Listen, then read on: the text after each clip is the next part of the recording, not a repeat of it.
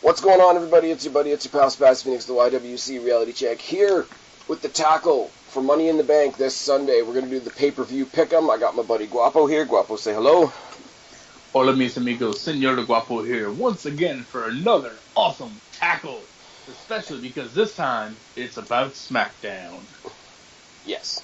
Also, we do not have Kristen tonight because while WWE cannot have the Broken Hardys, we have a broken Kristen, so she's not able to be with us tonight. But I have her picks for the pay-per-view pick-em, and I'm guessing this is going to be a relatively short video because we only got 5 matches to talk about, man. Yeah, 5 matches, but 5 really good matches with really good competitors in them. And infinite possibilities. Well, I will say, we should get one thing out of the way right away, something Kristen pointed out to us earlier. There could be a 6th match. But because it's only a rumor, I'm not including it in the pay-per-view pick'em. There is a rumor that on the pre-show we are getting Breezango versus the Colognes. I don't care. Breezango's going to win. We all know the pre-show does not matter, so we're only talking about main card. Well, it's not only that. I just don't want to include it in the pick'em and in our rankings and whatnot if it's not actually happening, because it's not on WWE.com as far as right now.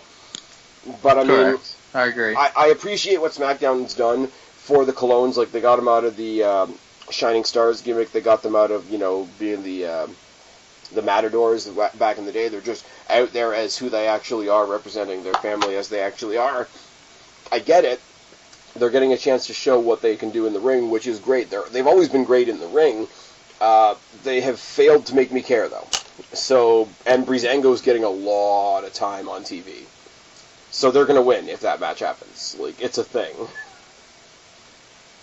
Yeah, I definitely feel like they would definitely win because there's no reason for them not to win. Well, don't say that. Look at who our champion is right now. Good point. But, yeah. And, I mean, you got to figure waiting in the wings. You've got Zack Ryder just came back on SmackDown, so the Hype Bros are back to being a thing. Ascension is still in the bowels of the building somewhere, and God knows where American Alpha are. So there's a whole lot of people that are going to get a shot at something before the Colognes do. They're going to be a stepping stone for Breezango, who should be the champions right now, I'm just saying. But let's talk about matches that are on the actual card. You know what, man? Honestly, as much as it's kind of an interesting thing that SmackDown's doing, I don't really care much about the match, so I'm going to start with the WWE title match. Randy Orton versus Jinder Mahal. We're just going to jump right into it then. All right. Well, I'm going in the order of what I care about. It's not in the order of what I think the matches are actually going to be in. So, by which you mean order of what you care of, the first match is the one you least care about. Exactly. All right, I got you. We're going to end on a high note, or at least what I perceive to be a high note. I mean, if her legs are up, then yeah, it's a high note. I can already say it's a good thing Kristen's not with us right now. Jinder's winning this match. Honestly, I think Randy's going to take it from him. I don't, you gotta think of a couple things. There's no real reason for him to. Right, and the way I say that is, right now, some people are kind of intrigued by what Jinder Mahal is doing. Other people are screaming at their television saying, what the fuck? Either way, if Randy Orton gets the title back, they're going to be like, heh. And I think WWE would rather get a what the fuck reaction than a heh. Yeah, I agree, but I feel like they're going to give it to Randy only to get rid of it fairly quickly. Not saying that whoever wins the Money in the Bank match is going to cash in immediately, but I feel that it's going to be somewhat soon that they either A, cashed in, or B, number one contender, or Jinder takes it back on a SmackDown, or whatever. I just feel like they might want to try to take it off Jinder for a hot minute, and then give it either back to him or to someone completely different. Well, let me run a couple of ideas by you. For one, okay, I'm as bizarre as it was, and as much as we laughed about it before the pay-per-view actually happened, I am kind of happy for Jinder Mahal, because Jinder Mahal's been through a lot of shit in WWE, like the 3MB thing. When NXT was first, there's nothing wrong with 3MB. They're all the three-man band was the best idea WWE has ever had. Okay, Drew McIntyre in 3MB or Drew McIntyre in NXT? Oh, NXT, but that doesn't count. Okay, here's my point though. Like, he's been drugged through a lot of shit. There was that little point where they sort of let him look good at the beginning stages of NXT when they were establishing the NXT Championship, and the final was between him and Seth Rollins. But they never did anything with that on the main roster, which is kind of shit. But Right. one of the main rumored reasons to make Jinder Mahal the champion, other than, let's see what this guy can do, is they were trying to branch out and make a bigger standing, a bigger presence in India, like they did with Great Khali a couple years ago. Now, that could go one of two ways. Either they make a whole bunch of inroads into India and have a bigger presence there, and they want to have a representative in the company, or they don't, and they keep the title on Jinder so that it doesn't seem like such an obvious ploy to get India's attention. Like, either scenario works in Jinder's favor. And also, who's coming back on July 4th? That would be the Superman himself, Super Cena. Yeah, and what does John Cena, Mr. America, love to do? Have the U.S. title?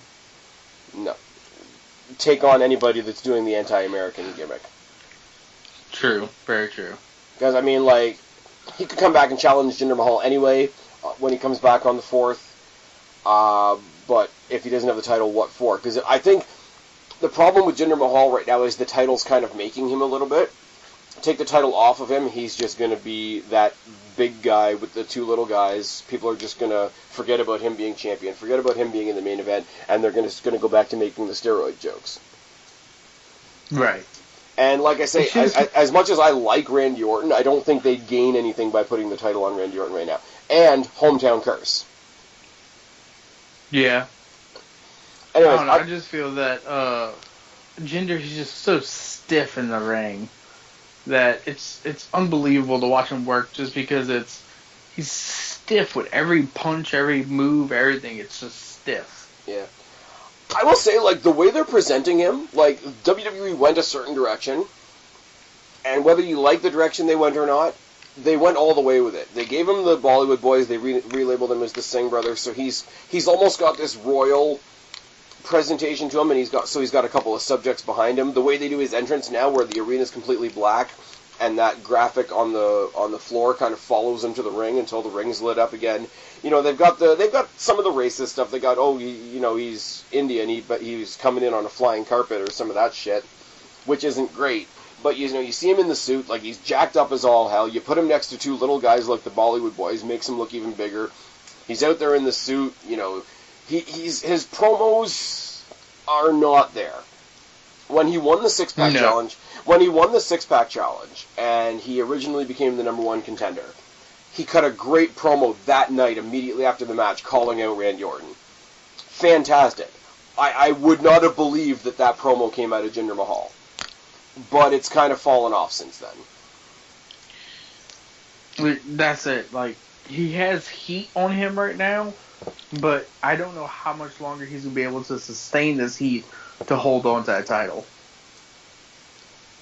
Well, they need to stop the cliche. You guys are all American and I'm not, therefore I hate you. As much as it's easy, and like I say, especially with the stuff that John Cena is probably going to latch on to, it does wear thin pretty quickly. The other thing I wanted to, before we get into our predictions for this first match, John Cena is coming back on July 4th, but they're advertising him as the free agent John Cena. Yeah, I was about to say that. Now, next week on Raw, Roman Reigns says he's got a big announcement about SummerSlam. WWE already loaned The Undertaker to Raw to make Raw seem bigger and better and whatnot, because Raw needed it.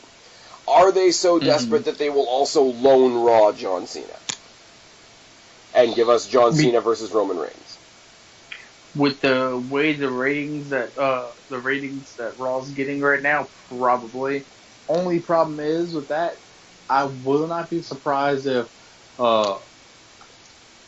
maybe they have time to change my mind, but for the wonderful show named Great Balls of Fire, I I don't see Joe winning against Brock as much as I really wish it would happen. I don't see it happening. Right. But I feel that I really feel they're going to try to push again for Brock versus Roman for SummerSlam. As much as I hate to see it, I feel like that's what they're going to end up doing. Here's another question for you. If they do Roman versus Cena, would you rather see it at SummerSlam or WrestleMania? SummerSlam. Okay. Because I'd I'd rather see... Sorry, go ahead. No, you go ahead. Okay. I was going to say, I'd much rather see a John Cena versus a AJ Styles, a Nakamura, or a somebody like that, like one of these newer guys in the company that they acquired, because only with that, because say it's AJ versus John, or Nakamura versus John, even though God knows I want AJ versus Nakamura for Mania, but say one of them, have one of them beat John Cena at the biggest stage that WWE has. And you know what? At his stage in his career, they probably will beat him, because he's at that point in his career where he's making other people. Correct. And you basically hit the same thing I said, because I said I would rather see, if they're going to do Roman versus Cena, get it out of the way at SummerSlam, because it's a huge match. Like let's not skip over that. Like, no matter what people think of Roman Reigns, and no matter what people have thought of John Cena in the past, Roman Reigns versus John Cena is going to be a spectacle. If not for the match, then to see what the crowd does. Correct. Because the crowd, some of them still want to crucify John Cena. Most of them want to crucify Roman Reigns. But my point is, get it out of the way at SummerSlam, because at WrestleMania, I want to see Cena, Nakamura, and Reigns versus Joe. And that's the thing. Right now, I look at it like this. John Cena, right now, with his position in the company right now, his pill is much easier to swallow than the pill of Roman Reigns being shoved down our throat almost every week. But honestly, but also Cena's gotten over the hump. Like, Roman Reigns is being pushed right now to be the guy. John Cena's been the guy so long that either we've accepted it or we've been defeated by it, and we're not surprised anymore. And he is putting other guys over, and I think he's putting more effort into his matches now than he was when he was being shoved down our throats, which is good. I completely agree. On whether they do it at SummerSlam or WrestleMania, I don't think if you put these two in the same match, it's going to be for a title. So what it does is, for the Cena haters and for the Roman haters, it keeps both of them away from their respective shows' world titles. Right. Also, I still say it. I would like to see Braun Strowman get a bigger push. I think for SummerSlam, if you do Cena Roman, you do Strowman Brock. Yes, and honestly, that's the time to put Strowman over, because he's hot still right now. He's on this half a heel, half a face type of turn. I say, okay, I have to precurse this. I would say Strowman Brock if Joe wins at Great Balls of Fire and Joe goes off to defend against somebody else. Like, say you get a Joe versus Wyatt or something like that. Yeah. Then as a spectacle, versus, Finn. Yeah. Oh, for sure. Then as a spectacle, you have Strowman versus Brock Lesnar. I want to see Strowman versus Lesnar. Okay, you tell me if this makes any sense, Matt, because I'm rolling this around in my own head as we talk about it. Yeah. I'm totally okay with Strowman getting a shot at Lesnar. I'm not ready to see Strowman get a shot at a title. Yeah, I agree with you to a very certain extent, though, because I say the only way a title on Strowman works right now is if you're planning on making him a title holder for a good little while, not like a month or 2 months. Like, he needs to hold that title for 6 months to a year. Yeah. Because his promo work has gotten 10 times better since he started, and his in-ring ability has gotten 10 times better since he started as well. I mean, he's almost the size of the Big Show, and he can do a kip-up. I'm just putting that one out there. Yeah. I mean, a lot of this also hinges on if Lesnar versus Joe is going to go more than one pay-per-view, which I really hope it does, because this shouldn't, as much as I'm looking forward to the match, it shouldn't be on a B pay-per-view. let No, alone it what shouldn't. pay-per-view it is, and the name of the pay-per-view is stupid and whatever, but even if they were doing Bad Blood still, which was what they were initially going to do, it's still a B pay-per-view, and this is not a B match. Like, if this was later on in the year, you could see this match happening at WrestleMania. Yes. This match could definitely be either a Mania or SummerSlam or even like a Royal Rumble or Survivor Series type of Actually, match. you know what? I would say Survivor Series. Because of the we're kind of saying, okay, Great Balls of Fire Of the Big Four. Great Balls of Fire is a stupid-sounding pay-per-view, but maybe a good match will save it. When you think of the Big Four pay-per-views, which one's kind of like lost its luster in the past couple of years? It's Survivor Series. I think they tried to do it with Lesnar Goldberg last year. I was there. It failed. But can you imagine, put a couple really good Survivor Series matches together and cap it off with Lesnar versus Joe? Yeah. You know how they're trying to give all four of the Big Four pay-per-views that longer show, that bigger build, that WrestleMania feeling on those other shows as well? I think you cap that off. It'd be good. Quick, explosive, like maybe 10, 15-minute match to cap off the show. Fucking fantastic. If it's just a one and done, I'm going to be pissed. But that's not got anything to do with what's going on Sunday. So, coming back to Jinder versus Orton for a second, I've got Jinder at 3. Kristen has Jinder at 4.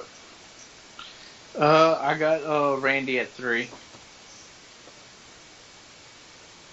All right. I'm gonna stick with my Randy pick. Yeah. I was going to say, just looking at the picks that Kristen gave me before we started recording, it looks like we're going to have a lot more difference in our picks this time. With Extreme Rules, the last time we did the pay-per-view pick 'em, everybody's guesses were pretty much the same. It was just which numbers which fell on which. Anyways, and to show what a horrible, horrible host I am, for anybody watching for the first time, the way we do the pay-per-view pick 'em is you have all your predictions, and then you number them based on how many matches there are. This pay-per-view has 5 matches. You're going to rank your predictions 1 to 5. 5 is the one you're most sure of.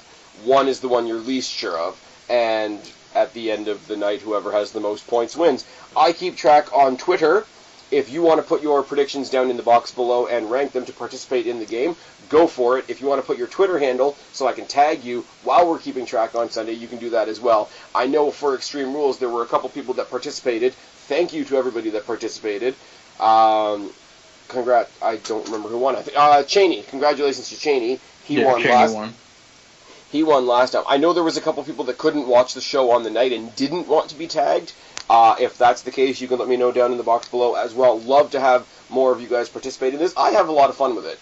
Guapo, even though you weren't able to watch Extreme Rules, you're having some fun with the concept. We totally ripped it off the Taz show, but it is what it is. Sir, do you have your picks written down? I do. Good. What's up, Guapo? What's up, boss? We're missing our Katie Linendahl. Anyways, moving on. Usos. They call him the Shockmaster. Oh, Jesus Christ. Usos versus New Day. New Day are just in the same groove that they were on Raw, and you know what? Because they were gone for so long, I don't even mind them anymore. I love the New Day, so it's... They're not being overdone and oversaturated like they were on Raw. I mean, they can't. It's a shorter show. They literally can't afford to. But more to the point, Usos as heels. Yeah, I gotta say I've definitely grown to love the Usos as heels because it works perfectly. Their promos, man. Yes. You can't, like, I do my SmackDown reviews and whatnot, and I try to do things pretty much verbatim, get across all the ideas that are gotten across. It's in a very strange way, it's kind of like trying to explain a Bray Wyatt promo. You can't really do it. It's like, they're related to The Rock. It's an easy comparison to make. But imagine 2 Rocks on a whole lot of 5-hour energy. Mother of God. And it works. And what they're doing works. As soon as they shed that, the cliche, the face paint, the plastic pants, and all that shit, and sort of like sat back a little bit in their mood, like, light switch went on, and I will say, their heels, they're doing like some dastardly shit out there. But, you and me and Kristen have talked about this in the past. When you can tell that the wrestlers are out there having a blast, it makes the match better. It makes the show better. Yeah. And you can tell these guys are having a blast. Like, they're settling into this role like they're putting on a new pair of shoes. Yes, they seem to be, what's the word? They're in a better mindset out there, because you can see they're not, I don't want to say relaxed, but they're more at ease with what they're doing, rather than, oh god, I gotta put the face paint on, gotta do the Samoan chant, and be this thing that they don't like doing anymore. And see, I don't even think that when they used to do the haka before they did their entrance, if I was them in their shoes, I would guess that that's not the part that bothers them, because if you've ever heard The Rock, or even Roman Reigns, or the Usos, or Nia Jax, or whatever, all of them, they talk really, really passionately about their heritage, about their beliefs, and their family, and their family's place in the business and whatnot. So I think there's a lot of pride that comes with that. I think, with the bouncy, poppy music they used to have, mixed with a little bit of that history and heritage, I think it was a good balance. Honestly, I would have to believe more so that they came out looking like cartoon characters. Mm-hmm. Why am I beeping? Why is this a thing? Why is it a thing, Spaz? Is the soundboard shop messing with you? The sound effects store? Is that what you're doing? Yeah. Is that the joke you're trying to rip off? Yes, that was what I was trying to go for there. No one cares. No one cares. I am not sorry. I apologize for nothing. Actually, that changed. If you heard today's show. No, I haven't watched it at all. Go listen to today's show. That gimmick is dead. What? The gimmick died because some killed fan, the gimmick? Some fan, people that are listening to this right now that don't watch the Taz show don't know what the fuck we're talking about. But some fan on Twitter found a recording of a conversation that they had back in January about some random topic where he did apologize. So now the whole gimmick is dead. They're selling the shirts at a discount. Oh Lord. I might need to buy one while I can. Back on track. Usos are winning this match. I'm going with New Day. Yeah? The Booty-O's are strong. I don't know, man. Everything we just said about the Usos, I feel about the New Day. New Day have their niche. Their comedy thing is great, and it's the opposite of what I just said about the Usos. You can tell they're going out and having a great time, but they're still coming out and playing cartoon characters. They're still coming out playing funny, playing what's the word I'm looking for? Playing soundbite. Mm-hmm. And you don't really get a feel for what they're doing. I like what they do. It's light. You come out, it's going to be something light and something stupid. It brings the whole show up. They don't need it. They've already got the record-breaking longest title reign, whatever.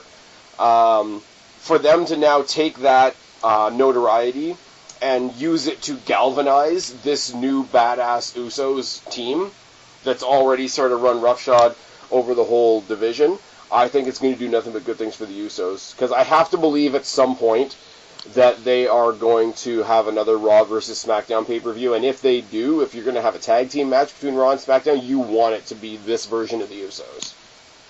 Right. I mean, can you imagine this version of the Usos versus the Revival?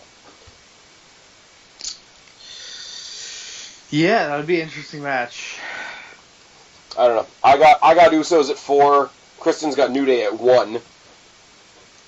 I need to fix my previous statement about Randy being number 3. He's actually number 2 because I had put 6 matches instead of 5.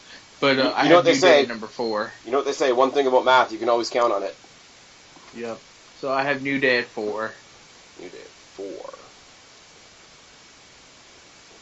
So professional, I'm writing down the scores as we talk. Now... Did you fix my Randy one? I did. Okay. You've got Orton at 2 and New Day at 4. I've got Jinder at 3, Usos at 4, Kristen's got Jinder at 4, and New Day at 1. So let's talk about a bit of history, buddy. Every time a gimmick comes around throughout the calendar year, we have to have the first ever women's fill in the blank. Yes. we have the first ever women's Money in the Bank match.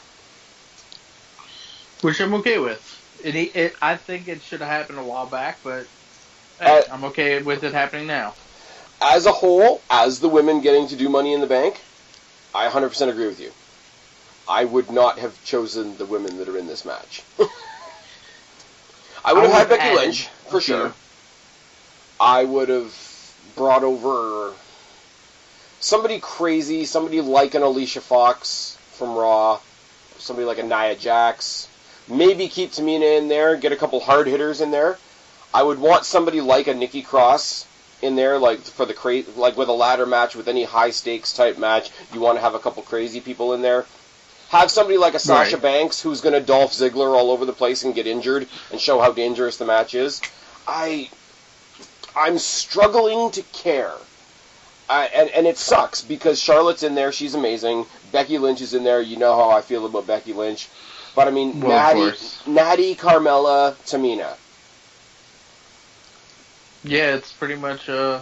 Now, Tamina made me really happy and wiped the floor with Naomi on SmackDown this week. Which just made me really, really happy.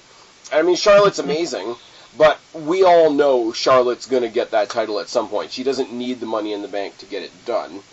Becky Lynch shouldn't because she was the first ever champion. Carmella, no. Just no. As much as I want to say it, same thing about Natty. Natty is so fucking talented in the ring, but who the fuck is she? And I've been saying that since you and me and Kristen have been doing these previews. Like, I want to care. Like, they did Charlotte Flair versus Natty Neidhart on SmackDown this week. That should be huge. It was huge when it happened in NXT. But I so don't care about Natty, and my feelings are very split on Charlotte as for the fact that she's amazing in the ring. If she wins, I'll feel some kind of way about it. I don't want to hear her talk, and I don't like they've got her as a face right now. Right. So it's a big mess. But at the same time, I'm happy for them to get this opportunity, because I mean, Sasha got to be in the first Hell in the Cell. Alexa Bliss got to be in the first cage match. You know, they did the women's title table match with Becky and Alexa. So you don't want to hand... I get that you don't want to hand all these historic firsts to the same girls. Like, you want to spread that notoriety around. But I love that this match is happening. I just wish there was different people in the match. Right.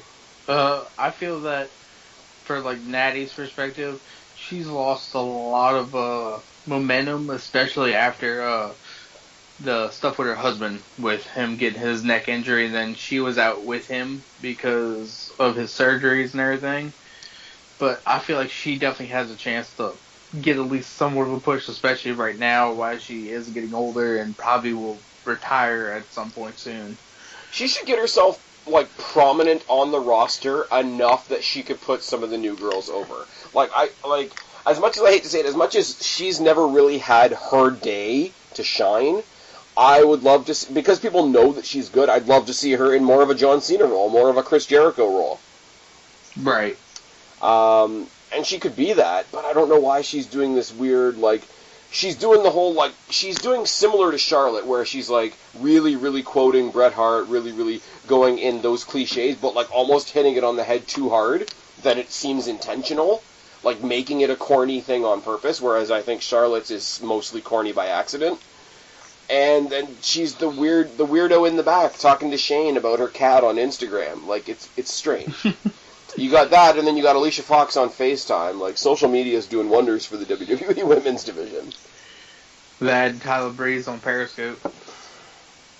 Yeah, but that was just part of his entrance, though. Like, that was, like, right. It's cheesy as shit, but it has a purpose, it has a function. It wasn't something that was brought in to interrupt a segment. Correct.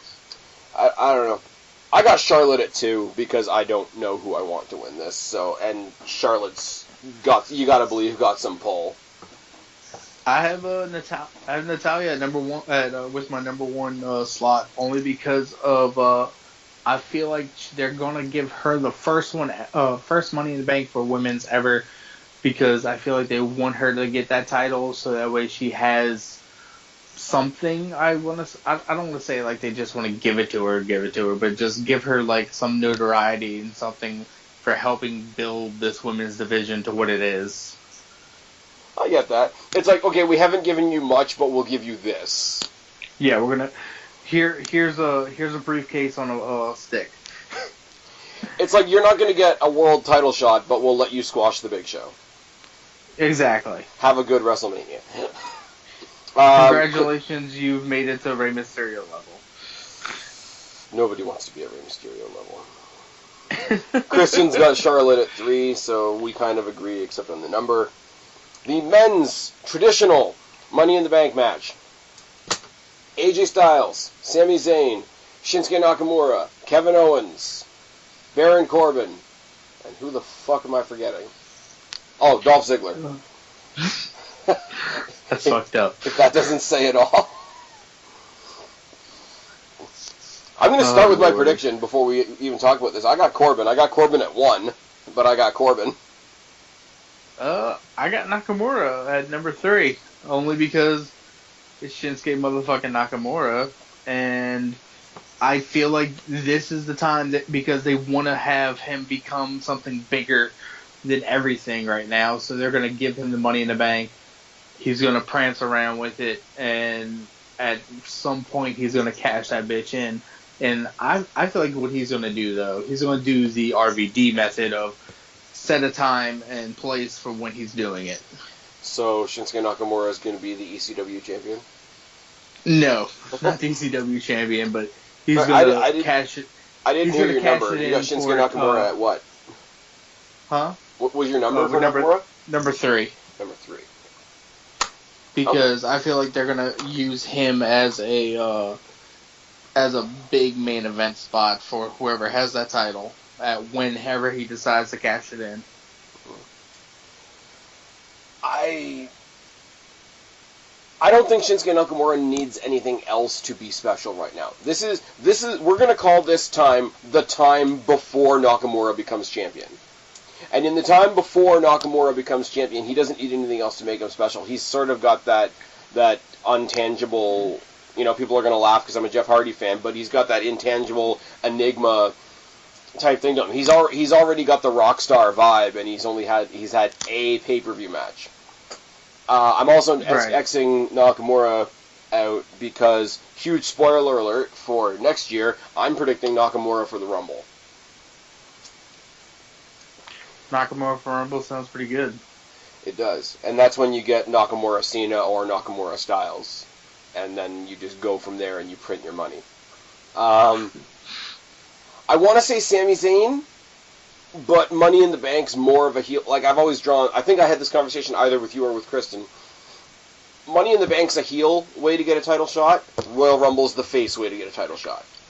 Yeah. Because money in the Bank, other than with RVD, your RVD example, it provides you the opportunity to sneak up on somebody and make the entire world work on your terms. Where Royal Rumble, yeah, you win, you got to go over 30 people to do it, and you know exactly when, and your opponent knows exactly when, and it's more like the quote-unquote right way. Ziggler won't win because Ziggler's Ziggler, and he's there to bump for everybody. Kevin Owens has a title already. I don't think they're going to make him a double champion. I could be wrong.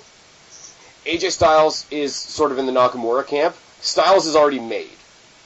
Styles doesn't need Money in the Bank. If they give it to him, do I think he'd do a good job with it? Would it be cool? Would I have anything against it? Absolutely not. I think with something like Money in the Bank, you got to more worry about who needs it. Because how they carry that briefcase is a very early predictor of how they will carry a title. Right.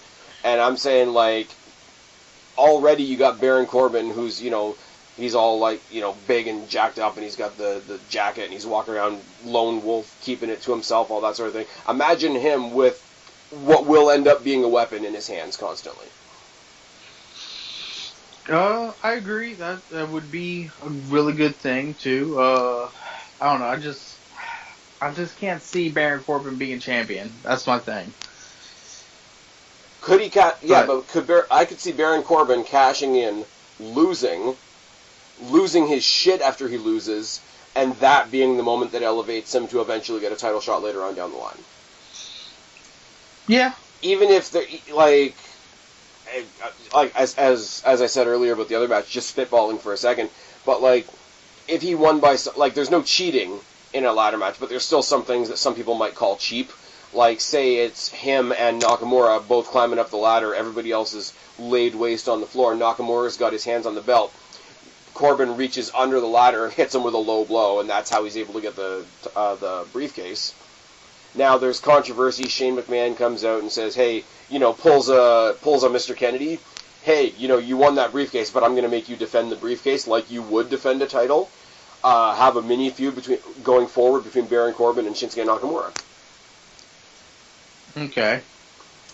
I think there's more resentment that could come from somebody like a Baron Corbin carrying the briefcase, let alone becoming a champion. Right. I see what you mean. And like I say, I've always seen, I know baby faces have won it, but I've always seen Money in the Bank as more of a heel accomplishment. That's just me. Anyways, Christian's got Styles at 2, you got Nakamura at 3, I got Corbin at 1. Now.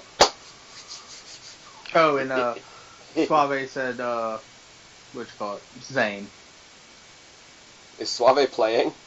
No, he just said Zayn. Is he watching the show on Sunday? Probably not, but hey, who knows? Tell him he's got to put some rankings together. I'll tell him and I'll send it to you. Tell him I said lift a finger, bitch. Anyways, now we're going to come to what will be the highlight of the night for me, where the Russian hero is going to save the SmackDown Women's Championship from that trash bag Naomi.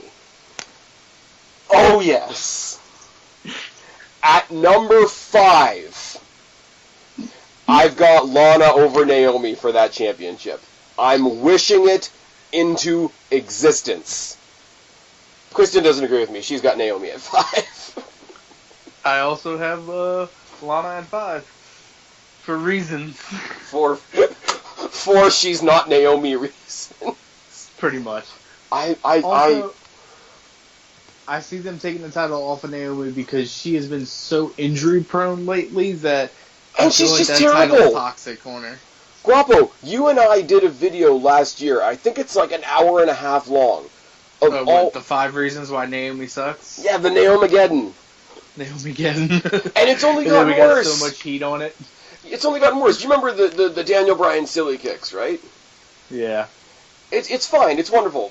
Asuka did some of those tonight. It's great. It's a running joke. It is what it is. You know what the running joke for Naomi is?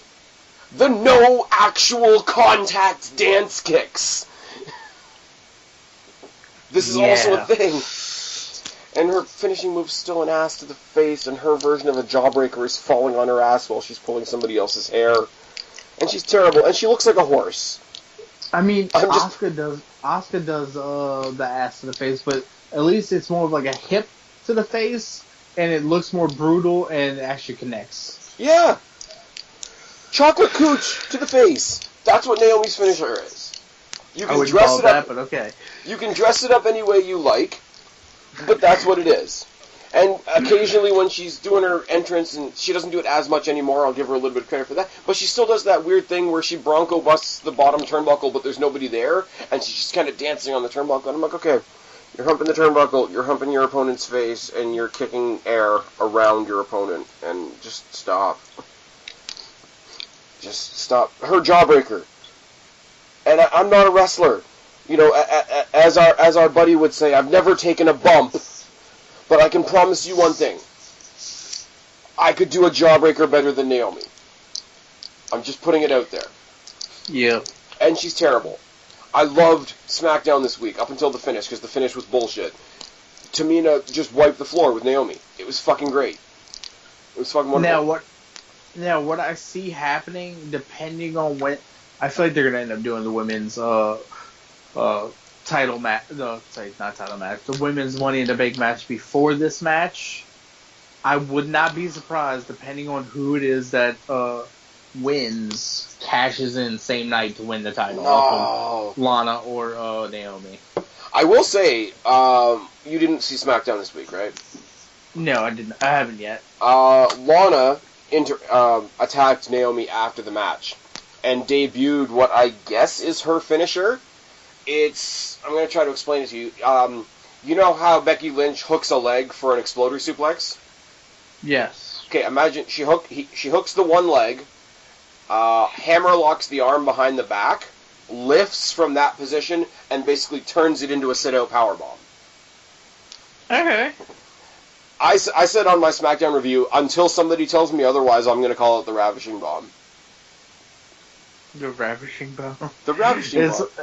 Because she's going to make history and be first ever SmackDown Ravishing Champion. Let's just take a vote right now that I'm never doing a Russian accent again. Please don't. No one cares. No one cares. I'm sorry, like, with I don't even know, with what they did with gender, with a lot of the, we're going to do this right now because nobody's predicting it thing, I got to go with Lana. Lana, as long as Lana doesn't squat in the ring and literally take a shit on the canvas, she's better than Naomi. She might. She still might be better than Naomi. She might get in the ring and lay a little Naomi. I didn't say that. But I'm saying, I got Lana at 5. Lana's winning. And then they'll make some big sad story about how Naomi deserves so much and da-da-da-da-da, when really she got the title at WrestleMania because it was a homecoming. Because she's from NXT and she's from Orlando. And fuck off, by the way. That's all I got. I swear to God, the video that's going to come from this channel if Lana beats Naomi with the Ravishing Bomb on Sunday is going to be good. Oh, Lord, help us all. And if you follow my predictions all the way down the line, I'm predicting the WWE titles staying put, the tag titles are staying put, the US titles not being defended. That would be the only title change to happen.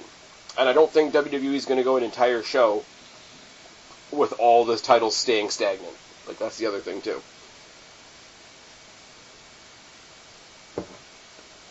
Yes. It would just be great if, like, even if Naomi wins, and then just get a couple of my girls from NXT, just Nikki Cross, Ruby Riott, even Liv Morgan, just get in there and kick the living shit out of Naomi. It would make me happy. The thing is with, Alexa Bliss comes back for one night. SummerSlam's in August. Yeah. I would not be surprised if either right before SummerSlam or probably after we'll end up getting a couple NXT ladies in main roster. Well, yeah, because when do they? August 29th is the finals of the women's tournament, the Mae Young Classic. It starts in July. Yeah, I don't like that they're dropping it like Netflix shows. They're not like doing it week to week like they did with the CWC. I think that's a bit retarded. What, they're not? They're just doing it all at once? Yeah, they're dropping like one block that'll be like the first and second round, one block that's going to be like the third and fourth rounds, and then the finale is going to be live. Yeah, I don't like that. It's pretty gay, I'm not going to lie. I'm not going to lie, other than Thea Trinidad and like one or two other minor names from NXT, I don't recognize any of the names. But then again, Triple H made a big point of like saying that they were going worldwide with the search. I have heard worldwide. You mean their exact same thing that they did with the CWC and just had people who are actually Americans or Canadians and just using whatever ethnicity their background was and telling people that's the country they're representing? Sure. Because that's what they did with T.J. Perkins. That's a very pessimistic way to look at things, man. Well, I'm just saying, because they did it with T.J. Perkins. I'm kind of bummed. He's from, like, if I remember right, he's from, like, California or something like that, and they just said he was from the Philippines, because that's his ethnic background. Yeah, fair enough. But, I mean, like, I don't know. I'm kind of bummed. I mean, let's just think back to the days where I was actually watching TNA. I heard rumors early on. What's a TNA? What? What's a TNA? fuck that owl. No, but I had heard rumors, like, when this tournament was, like, just a rumor, before it was even confirmed, I had heard that they were trying to get Velvet Sky and Angelina Love, and I was like, oh, come on. Or, like, they were going to use this as a vehicle to bring back Gail Kim, which would have been fucking awesome. I thought, Velvet Sky, they were trying to get Velvet Sky, like, back whenever Bubba Ray was still in WWE. Yeah. I actually, funny thing is, and I'm not, and people are going to laugh at this, I don't really give a shit, I'm not one of those people that, like, tweets at wrestlers all the time, like, being a, hey, retweet this, retweet that. I said, like, 2 years ago, when the Dudleys first came back, I was like, we need to get Miz and Maurice versus Bubba and Velvet in a tables match, and it got retweeted by Bubba and Devon and Velvet Sky. I'm like, yes, that's good. And we never got what I wanted to see, the Battle of the Jorts. No, the Battle of the Jorts. Bully Ray versus John Cena. Oh, yes. It could have been a thing. Oh, Lord. Anyways, we're scraping for things to talk about because this is a 5-match card. I don't know. I think it's going to be fun. As much as I've sort of wavered on some of the matches, like, the women's match will be interesting purely on the basis that it's the first one. As I say, the women's championship match, I have my own personal opinions on. The men's ladder match, I mean, I've got my pick. I think Corbin makes the most sense. There's not a single person in that match, and I'll even include Ziggler in this. There's not a single person in that match that I'd be mad if they won, which is always good. Usos New Day, it's a great pairing. Orton and Jinder. Orton's got to get his rematch clause out of the way. They're going to do the whole "I beat you in your hometown" rah-de-rah-de-rah. I think you get Cena comes back.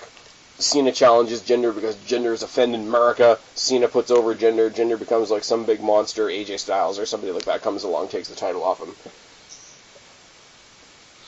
Yeah, I wouldn't mind seeing any of that. Styles is going to be the champion before WrestleMania. Yes. Like, if that doesn't happen, I'll be surprised. If we don't get either Nakamura versus Cena or Nakamura versus Styles for the title at WrestleMania, I would be very surprised. And I think you could see, like, the little seeds being planted for that even now. So it's going to be a fun show. Do you think it's going to be a fun show? I feel like it's going to be a fun show, especially with all of the people that they have going into all this. Like, with the matches setups and the little storylines within all the matches. Yeah. Well, it's like the Rumble, right? Like any multi-person match, Elimination Chamber, the ladder match, the Royal Rumble itself. They're always great because you have the winner and whatever the winner is doing next, and you can start other stories within the match. Like, say, like back in the day, like friggin' Brock Lesnar, Kurt Angle, neither one of them won the Royal Rumble, but they fucked with each other, and there's your feud going forward. You could have Charlotte win the Money in the Bank briefcase, but Carmella fucks over Natty, and Natty has a handicap match, 1 on 1.5 against Carmella and James Ellsworth. Like, Natalya brings back Hornswoggle, and they take on Carmella and Ellsworth. I don't know, but you get my point though. Yes. Like, if you've got a Money in the Bank holder and they go and cash in, the 4 people that didn't win the Money in the Bank, they have a fatal 4-way, and then out of those you have a fatal 3-way, and you get another number 1 contender, and then you build another number 1 contender. Like, you have layers of story potentially. The last thing I was gonna say before we sort of close this out, what is your feeling on Money in the Bank being a specifically SmackDown pay-per-view? I feel like, honestly, I like it being just SmackDown because it's for the WWE title. However, I feel like they should have the 2 Money in the Bank matches for the SmackDown title and the Raw title, just because that briefcase, the little bit of indecision for a champion thinking, oh crap, another guy can just cash in and win my title just like that. It plays for an extra story in case something fucks up. And with the indecisions in Raw right now, I feel like that's something that they need. I don't know. I hated it at first, but then I think about, like, as far as WWE storytelling, when you had Money in the Bank as a dual-branded pay-per-view and there was a Raw briefcase and a SmackDown briefcase, the one thing you couldn't escape was that you knew sometime throughout the year WWE was going to tell the same story twice. And I think by having it only on one brand, I think you avoid that. Unless, like, if you were going to do it as a dual-branded pay-per-view, like, SmackDown would have theirs for the WWE title, Raw would have theirs for, like, the Intercontinental. Or, like they did with the Elimination Chamber a couple years ago, have a tag team Money in the Bank or something to that effect. Have that, as your way to reintroduce the revival or something like that. As long as you can differentiate it in some way, because when you were telling the exact same story twice and they did it for a couple years, that can wear a bit thin. Yeah. Anyways, that's about it. That's if that was Money in the Bank, we talked about it. I don't really have anything else. I'm tired and I'm running out of things to talk about, so why don't you tell them where to find you? Well, you can find me on Twitter at Guapo_504 or on the Black Cat Feline channel on YouTube, where we haven't put out a video in over a year. What? You don't got no off the hooks for this week? Oh, Jesus Christ. Yeah, third co-hosts that are broken and not here, off the hook. Oh, fuck. And you guys know where to find me or you wouldn't be listening to this mess right now. I've been Spaz, he's been Guapo, we are your YWC Reality Check. Subscribe up there, talk down there, start a conversation, keep all these conversations going. Don't be a stranger. I'll talk to each and every last one of you later, but for right now, we are tagging out. Bye, guys.